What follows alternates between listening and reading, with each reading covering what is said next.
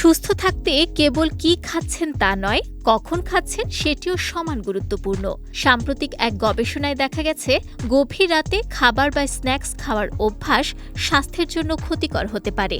অন্যদিকে শরীরের জৈবিক ঘড়ি বা বায়োলজিক্যাল ক্লকের সঙ্গে মিল রেখে নির্দিষ্ট সময়ে খাবার গ্রহণ করলে হৃদস্বাস্থ্য ও বিপাকীয় কার্যক্রমে ইতিবাচক পরিবর্তন দেখা যায়।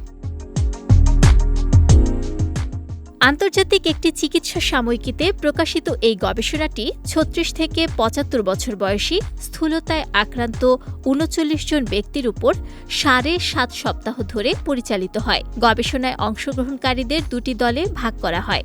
এক দলকে রাতে ১৩ থেকে ১৬ ঘণ্টা উপবাস বা ফাস্টিং পালন করতে বলা হয়, অন্য দল তাদের স্বাভাবিক খাদ্যাভ্যাস বজায় রাখে।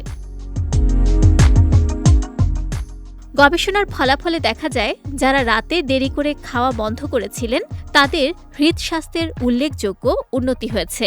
তাদের রক্তচাপ প্রায় ৩.৫% এবং হৃদস্পন্দনের গতি প্রায় ৫% কমে যায়, যা একটি সুস্থ কার্ডিওভাস্কুলার সিস্টেমের লক্ষণ। বিশেষজ্ঞদের মতে, মানুষের শরীরে একটি স্বাভাবিক জৈবিক ছন্দ রয়েছে। দিনের বেলা রক্তচাপ ও হৃদস্পন্দন তুলনামূলক বেশি থাকে এবং রাতে তা স্বাভাবিকভাবে কমে আসে। কিন্তু গভীর রাতে খাবার খেলে এই স্বাভাবিক ছন্দ ব্যাহত হয়, যা দীর্ঘমেয়াদে হৃদরোগ, টাইপ 2 ডায়াবেটিস ও নন অ্যালকোহল ফ্যাটি লিভারের ঝুঁকি বাড়াতে পারে। গবেষণায় আরও দেখা গেছে, যারা রাতে দেরি করে খাবার খাওয়া এড়িয়ে চলেছেন তাদের অগ্ন্যাশয় দিনের বেলায় ইনসুলিন নিঃসরণে বেশি কার্যকর ছিল। ফলে রক্তে শর্করার মাত্রা নিয়ন্ত্রণে রাখা সহজ হয়েছে।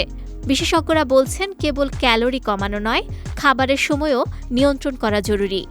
বিশেষ করে হৃদরোগ বা ডায়াবেটিসে আক্রান্তদের জন্য গভীর রাতের স্ন্যাক্স এড়িয়ে নির্দিষ্ট সময়ের মধ্যে খাবার গ্রহণ করা দীর্ঘমেয়াদে সুস্বাস্থ্য নিশ্চিত করতে সহায়তা করতে পারে। বিজয় টিভি নিউজ ডেস্ক।